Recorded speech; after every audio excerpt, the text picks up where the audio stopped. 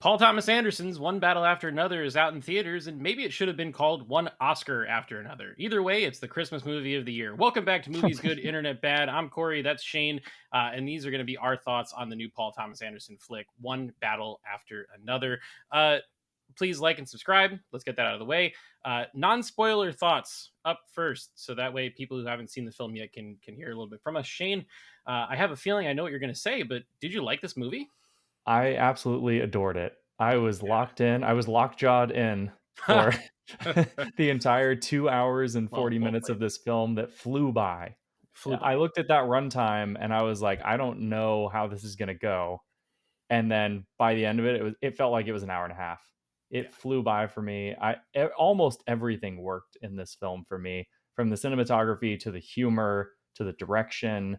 The acting was phenomenal. Mhm. I can't say enough good things about it. Like, it's very I went in hoping that I would find something to nitpick, but it's very difficult. Yeah. This was a tough one because coming out of uh film festivals or wherever they premiered this to a lot of folks. I think it actually stayed away from some film festivals, but Yes, it did, they actually. showed Yeah. it to a lot of folks early. And the hype was like through the roof. Yep. People were saying like this is his masterpiece. This is going to be the front runner for all the Oscars. It's got a 98% on Rotten Tomatoes. Highest rated film of DiCaprio's career, highest Yep. rated film in Paul Thomas Anderson's career. And it's just like, with all these superlatives, like, how could it actually be that good? It's that good. And then it was. Yeah.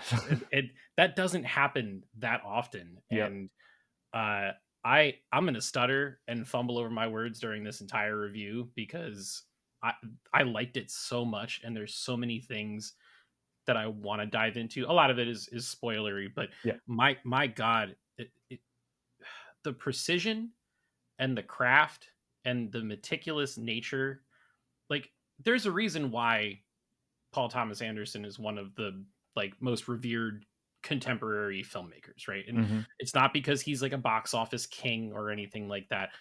Dude just makes really good movies, and he has a Yeah. very clear vision, knows exactly what he wants to do, and executes on it. And this movie, which we'll get into it in the details in a couple seconds here, you have to have a very strict vision of what you want to make a movie that plays the way that this movie plays. Yeah. But between the political commentary, the satire, the action, the comedy, the family dynamic, it's about family, Carrie Fisher, and like there's so much that it juggles, and it's kind of like only an auteur like him Yeah. could make a movie like this. This is a movie where if you had a little bit looser of a grip on it, it would fall apart very quickly. Like, it Extremely. had to be held together with such precision, as you mentioned. The tone shifts. We've seen this in so many movies where, tone shifts can really make the movie fall apart and it doesn't work. But Yes. this movie juggled it perfectly. All of the whole 2 hour, maybe not 2 hour, hour and a half long sequence from like the second, or I guess the latter two-thirds of the movie, Hmm. was just chaotic, and Hmm. yet it just worked. Everything came together perfectly. I was blown away by just repeatedly when watching this. Yeah, I'm a big fan of Paul Thomas Anderson's work. Boogie Nights is one of my favorite movies of all time. There Will Be Blood is one of my favorite movies of all time. This it Recency bias might be in play here, but this might be my new favorite film of his. It's very good. I did not like Licorice Pizza before this. I was not Yeah, a big fan. it's okay. Um, but this was fantastic. Yeah, Return to form kind of thing for me personally. I know a lot of people liked Licorice Pizza, so yeah. Well, I mean, so Licorice Pizza has that one big element about the age gap between yeah, the, it's a little the two weird. leads, right? Which is a little off-putting. Aside from that, the filmmaking and the craft of that movie, Filmmaking is it's always obviously good. Yeah, very very well done, but the story beats. Your mileage might vary on that one, but sure. I think that's enough of trying to dance around the The spoilers. spoilers. Yeah. So from here on out, folks, if you have not seen this movie, we are going to talk story details, so please kill our view duration, click off this video and go see it, and then come back and go see this video afterwards. Where do we even start, man? I guess let's start with the story, uh, Yeah. because that's the most important thing in any movie. And while this is a story about revolutions and police states and all of that, at its core, it's a father daughter tale, Yeah. and I It's thought that was fantastic. and it's not only a father-daughter tale, but it's kind of a found family tale in a way Well, yeah, because yeah. as which I saw that twist coming. Did you see it coming? A little bit. A little I bit? was Okay. wondering as the whole movie was going through if Sean Penn's character, his whole motivation was because he had a hinting suspicion that that was the case. And Right. then when we get to that weird scene with the Christmas Adventurers Club in the bunker, it Yeah. kind of confirms that, and you're like, okay, sure, yeah. Yeah, I saw that coming pretty early on, because I thought it would be the kind of perfect twist for this type of story, Mhm. and then it was, and I was like, with a twist like that, it like I didn't hate that I saw it coming because it's like Oh, this is what made the most sense, and it's what I would have done or something yeah. like that. That worked perfectly for me. But I like that idea of like you're not who your biological parents are. Like you Hmm. can choose your own adventure in a way. Yeah, You know, for sure. you don't have to be Ray Palpatine. You can be Ray Skywalker. Who are you?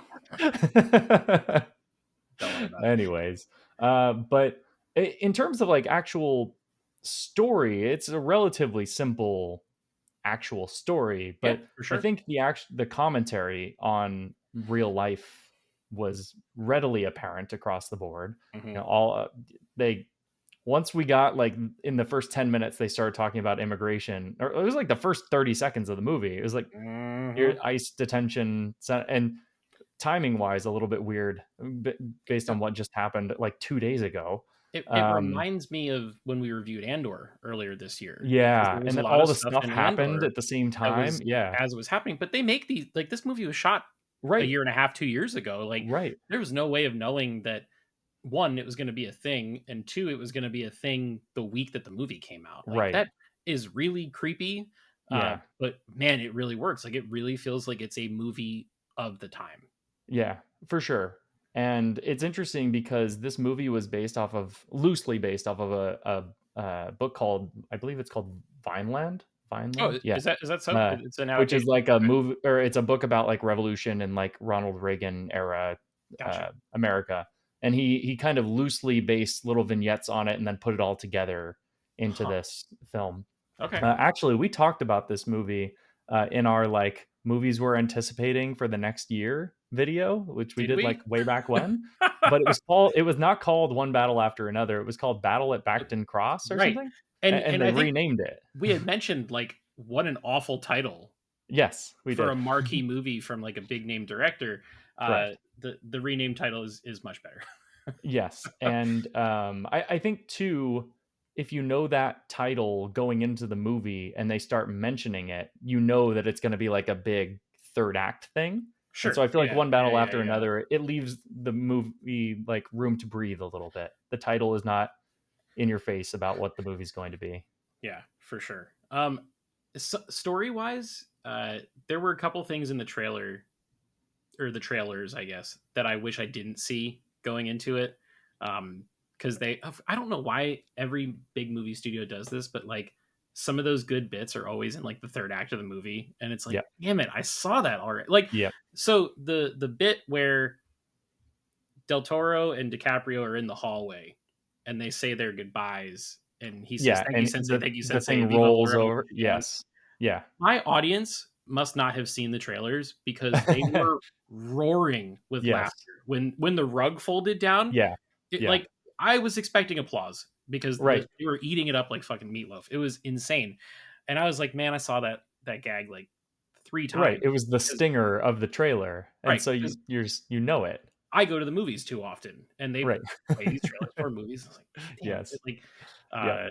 but yeah, there's a big case to be made there to like kind of go into this movie blind and Yeah. not really know what's going on. Yeah. So if you're watching this section of the review and you have not seen the Sorry. movie, but no, it's funny because the more that I unpack about this movie, like so much hits you so fast Yeah. that like remember the scene in like the high school? Like, oh, that happened, It right? happened. Yeah. The third act of this movie is so big. Not really big, but like just it feels big. Hmm. That like a lot of what happens earlier in the movie, you're like, oh yeah, that was the same movie that I watched 2 hours ago. And it's again, it's just a masterpiece, I think, Yeah, in it general. it really takes you on a journey, Hmm. like from where it starts to where it finishes.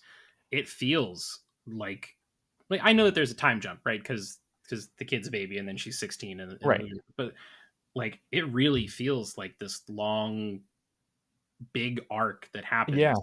It kind It, of felt like to me like 1917 a little bit, where it's okay. obviously it's not done in one shot, but the fact that like that movie is just like a constant journey Mhm, and it's like more and more shit is going wrong over and over again. That's kind of how it felt to me, where it's just this driving force throughout the mhm. whole movie and then you get to the ending, it's big moment.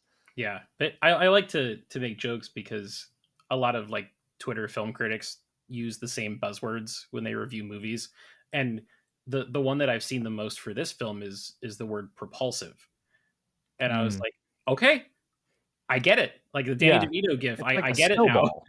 Yeah, It's like a it snowball. It just keeps going and keeps never stops building. building, Yeah. and when it gets to that big action climax in the hills at the very end, I mean, some of that imagery looked like straight out of a Hitchcock movie. Just The unreal. telephoto lenses on the hills Yes. was so good. There's one shot that it was super shaky, but I Mhm. forgave it because you know what I'm talking about? I know Where it has exactly the what you're talking car about. and then it comes Car's down and the way out in car the is yep, really mhm. close. Yeah, man. Perfection. God, Excellent. so good. Uh, I man, there's I don't even know where to go because there's so Uh, much to what did digest, you think but of performances? Because like I think the performances across the board were great, but like what was the standout for you? so I think this movie is going to be one of those movies where and it's a hallmark of a great film. If you Mhm. ask 5 different people who their favorite performance was, you're gonna get 5 different answers. Uh, for me, oh, it's really tough. I I think it's probably between Sean Penn and Benicio Del Toro. Okay. But at the same time, Leonardo DiCaprio's comedic chops are so underrated because Yes. everybody has him kind of like labeled as a dramatic actor. Mhm. He is so goddamn funny in this movie. He Unreal.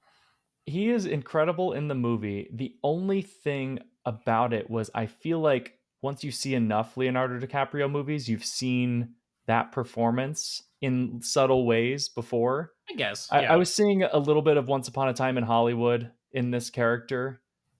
I think Um, he's better in this though than he I was in would that. say he's better in this, but Yeah. like it's like an evolution of that Sure. Yeah. That's fair. versus it's not like a transcendent performance. It's like, yes, that's Leonardo DiCaprio. Mhm. I thought Sean Penn, though, was phenomenal. Yeah. Sean Penn was a huge standout for me, just how fucking weird he was throughout the whole movie. So he was weird, but uh, I don't usually label Sean Penn as like a this type of guy. Intimidating or And, yeah. like, when they make a joke when she's like, "Why is your shirt so tight?" or whatever, Right, right. because his biceps are Yeah. nicely big and he's got Veins. vascularity going Yeah. on, and, like, he didn't look like the Sean Penn that I'm used to seeing. Right, right. And then, I don't know if they explained it or not, but, I guess he probably had, like, a war injury or something, so he has, like, this little limp, like, A he's got a little stick up waddle. his ass or Yeah, whatever, and he commits to it for the entire movie. yeah. It just and the way that he constantly is moving with a purpose, like, Mhm. uh, funny but scary and Yeah. serious all at Eh, the same time. honestly and he's I don't wanna say fully sympathetic, but a little bit sympathetic in this, and then it's like I love villains that have at least like a like you they're terrible people, but like you see their method of operation, Sure, yeah. right? Where it's like, he falls in love with this person, but he does not like that he's falling in love with this person and Mhm, kind of hates the world for it. yeah, and And then like you think he's on this quest to find his daughter, right? mhm, And then when he gets to her, he is horrible to her. yep, And like it's a reminder. It's like, "Oh man, you're really not supposed to like this guy. right. He's bad news." Yeah. Ugh. I thought all of that was great. Like I am a sucker for a good villain in a movie. and I thought he was a fantastic villain. Yeah, no, I agree. I also thought that the entire supporting cast was fantastic. I thought Yes, Tiana Taylor was great.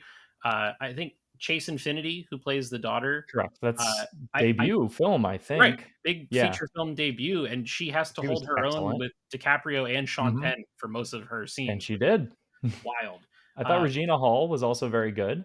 and I see Regina Hall and I think like Scary scary, movie. Right. right? And you see her in this, and she's real good. I was like, Yeah, I love that. I think yeah. that's great. So There's so many actors like that where if given the right opportunity, they could be very dramatic and great. Like McConaughey way back when, where he was yeah, just doing rom-coms, and then you put him in serious stuff, and oh my gosh, he's a great actor. yeah, There's so many actors like that.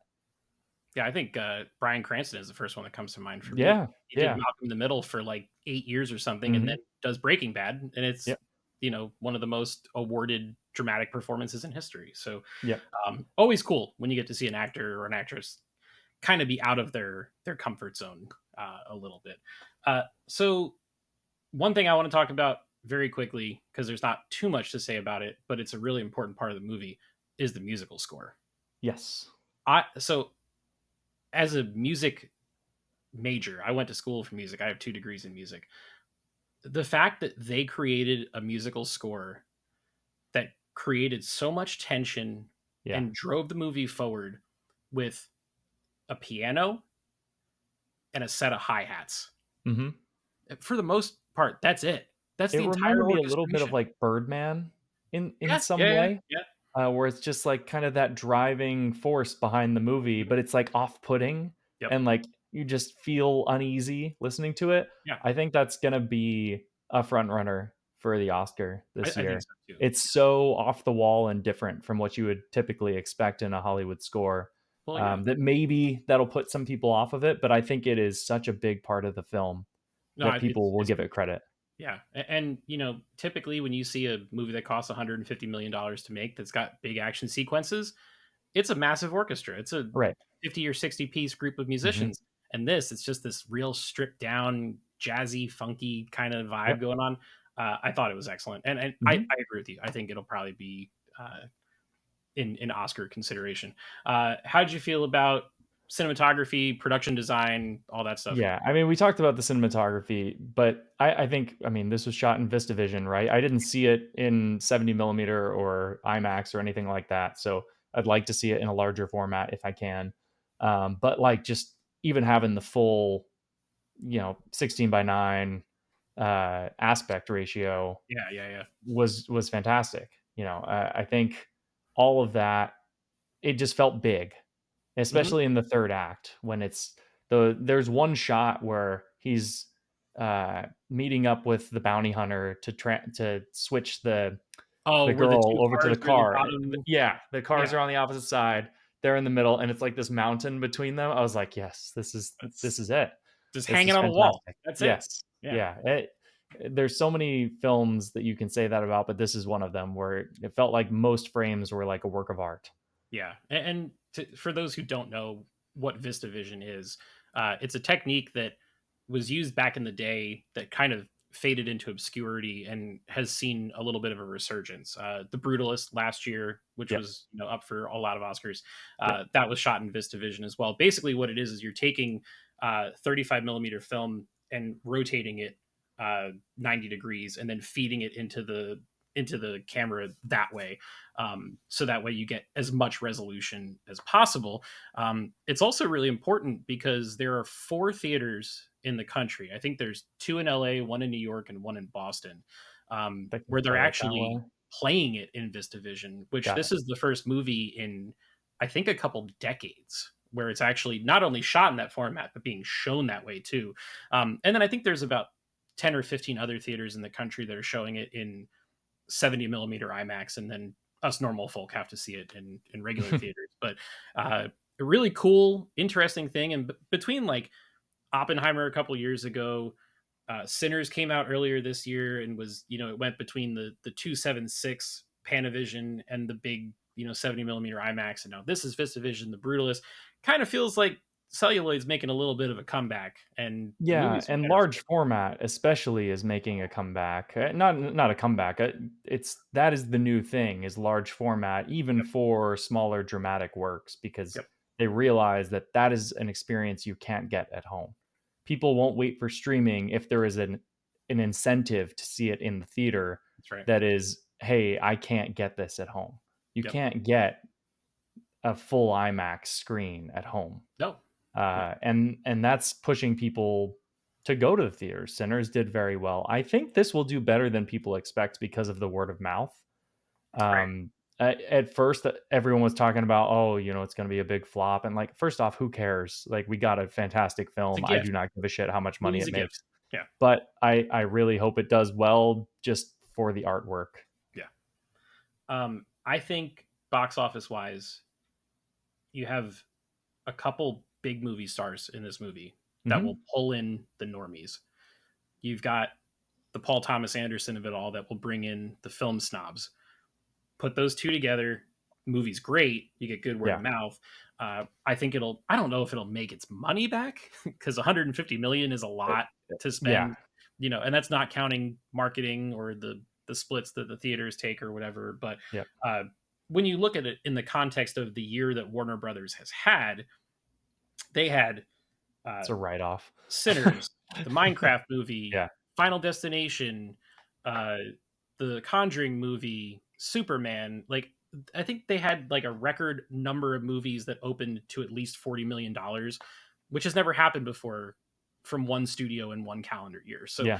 even if this movie completely flopped, which I don't think it will, doesn't matter, right? Like Yeah. it's just the icing on the cake to a really good year, and it's going to be talked about from now until March or Yep. April of It's next gonna year. be the front runner, but we are getting an Oscar season, so Yeah, like I feel like the front runner is this is the first front runner maybe, but there's gonna yeah, be a yeah. lot of cycle and ups I, and downs. And I think it's 100% getting nominated for Best Picture though, oh, absolutely, easily. no contest. Yeah, Yeah, it could be up for a couple performances as well. Probably I musical think Sean score, Penn will definitely get nominated for supporting maybe actor. cinematography also. Hmm. So Cinematography should be up there. Score will be up there. yeah, There's quite a bit in this one yeah. that I think it'll be one of those that like gets nominated for a bunch, and people are going into the night, hey, this is one of the most nominated films. How many will it actually take home? Hmm. Whereas like something like The Brutalist uh, was nominated a bunch, or Amelia Perez. we got the Amelia Perez car off a cliff scene, but not with horrible CGI in this movie. Dude, that car off the cliff scene in Oh, this that was movie was great. freaking excellent, There's man. some budget right there. Yeah, Drive that and thing then actually off a cliff. the scene where the Mustang crashed into the Hmm. police car too. Oof, Yeah, man. all of that was spectacular. My I think my theater laughed the most at that little underground bunker Christmas Adventures Club scene. Like it was Yeah, just so absurd that my theater was just rolling the entire it, time. there was that. Uh, Anytime that Leo was on the phone with the Oh, that revolutionary scene was people, great. my theater was rolling. And then the running gag where he's trying to plug his phone in to charge it, and Del Toro has to keep telling him, "No, no, come on, this way, this way." And then he stops at another charger. "No, you're not safe here. Yeah. Come this way." Yeah. Like, Time does not exist, yet it love controls us. it. So good.